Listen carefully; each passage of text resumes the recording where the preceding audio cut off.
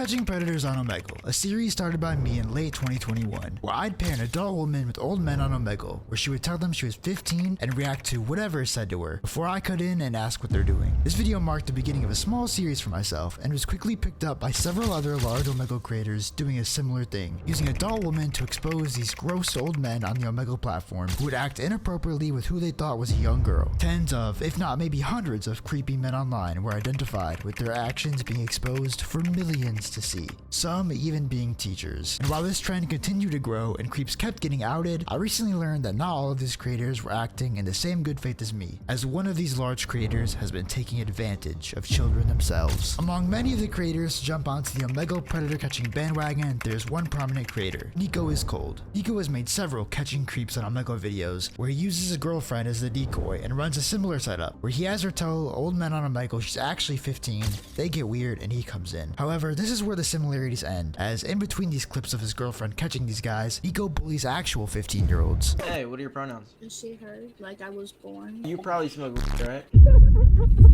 That's why I'm asking if we couldn't see the flag that's taking up half of your screen. Yeah, I was just about to ask if you were that fucking stupid or that fucking Okay, so let's ignorant. fix the teeth before we raise our voice. So let's get some braces running. How about that? What a hero. But I'm not here to throw stones at a glass house. I've probably done or said similar things at 18. I just think it's Rich is sandwiched in between clips where he pretends to care about the children. But that does lead into where this is headed. The Predator Catcher that preys on children. Nico also has a second channel where he uploads even more of his amazing content, with the top 4 videos of being, of course, a Predator one, 2 Zoom trolling videos, and one where he joins a vegan dating site. However, one of these videos were created by a team of 16-year-olds and younger that Nico used his status of being a big YouTuber to scam for thousands of dollars, leaving several kids' pockets empty for their work, while Nico profits thousands of dollars from this one video.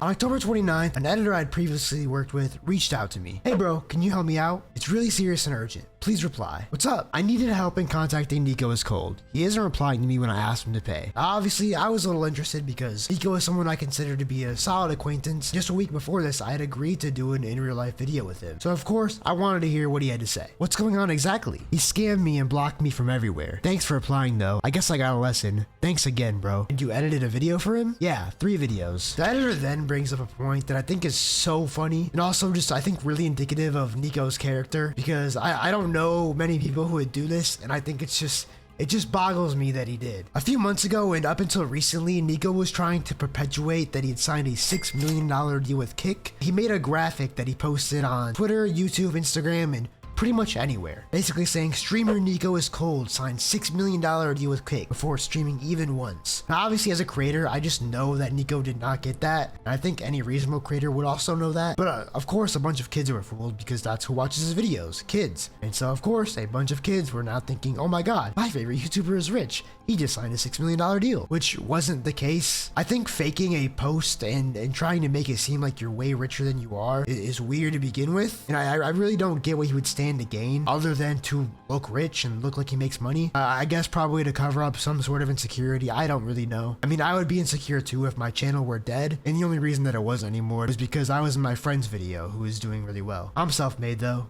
And to top it all off, several other large Twitter accounts had reposted this, which I took note of and thought was interesting, so I DM'd one. Not only did Nico fake a $6 million deal to try and look rich, he paid big accounts on Twitter to repost him in his clips to try and give validity to the fact that he got a $6 million deal on Kick. Again, I don't really know what he would gain from this other than to look rich. I don't think it was a joke either. Nowhere did it say it was a joke. There was no hee-hees, no ha-has. It was pretty much, look how rich I am, which I just think says a lot about him. It's since been deleted. I saw it still up like a week ago, so he kind of took it all down now. Nico took it off of his YouTube now, but it was up for a good few months. We did like 3 of his vids, which he hasn't paid for. We did 2 long forms and 3 short form. We had a deal of 4 long forms per month and 8 short forms. He paid for 2 weeks and scammed for the other half. Like I said, to me, Nico was a decent acquaintance. I didn't know him too well. I haven't talked to him too many times. We've interacted and have some mutual creator friends. So of course I asked for proof because while I didn't believe he was lying, I just obviously wanted to see the proof, especially if I was gonna do an IRL video with him. So he sends the link of the video. The video's done, bro. It's really funny. The retention on this one will surely be high. Nico himself says, yes, much better. Great video. This is on October 15th. Thanks. We are focusing on retention as we saw your tweet on it. Here's the invoice. You can pay it when free. As you can guess, Nico never paid it when it was free. A day goes by. Also, any new update for a long form? 2 days go by. Hey Nico, please respond. A day later. Hey bro, please respond. I know you are busy, but please try to respond. I gotta pay the team, you know? Because this editor wasn't the only person affected by this. It's a team of people that he had to pay. And so of course, they all did this work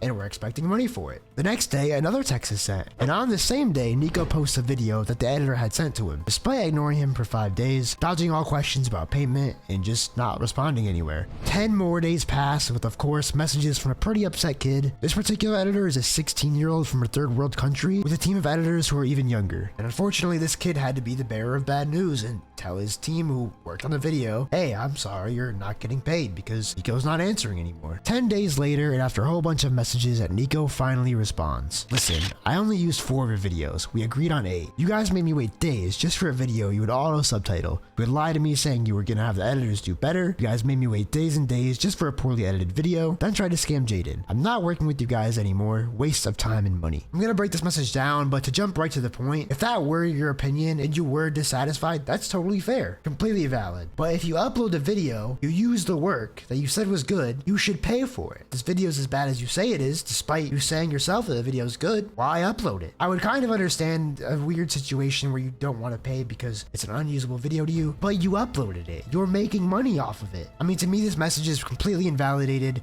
because you received the content, didn't pay for it, didn't try to communicate with the editor, didn't try to work anything out. Just ignored him and then blocked him after sending that message. All the while making money off of the work that he had sent you. And then wrote it off because it was trash. If it was so trash, why did you upload it? Listen, I only used 4 videos. We agreed on 8. So from my understanding, the first half, which would be the first 4 were paid for, and in this particular video wasn't. And what was used is not equivalent to what was paid at all. You guys maybe wait days for a video you would just auto subtitle. Now I've seen the videos worked on in their project files, they were not auto subtitled. I think Nico thought this because occasionally a word would be wrong or misspelt or misheard, but that's because again, these are 15, 16-year-olds from a third world country. English is not their primary language, so they probably naturally just missed a word or two here and there. And Nico interpreted that as, oh, they're lazy, then auto-subtitled it. But that's just because English wasn't their first language. You would lie to me saying you were gonna have the editors do better. You guys may wait days and days just for a poorly edited video, which to me, from what I saw in their conversation, you just ask for revisions and then revisions were made. It's pretty standard when hiring an editor to make a YouTube video. They're probably not gonna get on their first go, especially if it's a newer one. Those things take time to build and learn. Now, as I said, I worked with this editor before. Discord Prank Calls 2, that is currently on the Jai channel. That's a video edited by the same editors that Nico scammed. It was meant to be for me, and it was meant to go on my main channel. The video is pretty good. The editors worked hard on it, but it wasn't necessarily up to my channel standard, so I didn't end up using it. I gave it to my friend to upload, so he would have content for his channel. So I didn't even end up using this video. I didn't even end up making money off it. I lost money on what I paid the editors because I gave the video to my friend. But the editors still did work, so of course, I just paid them and took the L, which is what you should have done. But it's not even the same situation because you used the videos and made money off of them. Then tried to scam Jaden. Jaden is another YouTuber named Subtris that is his friend. I think there was a similar situation with them from my understanding. However, I was told that both sides resolved this privately. I don't really think I really need to talk about that because it's not really relevant. It's handled, settled. I'm not working with you guys anymore, waste of time and money. Completely valid to feel that way, but you still uploaded the videos that you didn't pay for. Really what it looks like to me is Nico wasn't satisfied with the work being done, which is fair, and no longer wanted to continue the steal. Before ending it, got one more quick free video out of it before blocking them, thinking just fuck it, you know, who's gonna know or care? But I care. You put yourself in the same lane as me by doing what I do, using an editor that I had hired, and then you took advantage of multiple kids to get free content, which you then monetized for yourself, refused to pay them, or really even talk to them or explain anything about it,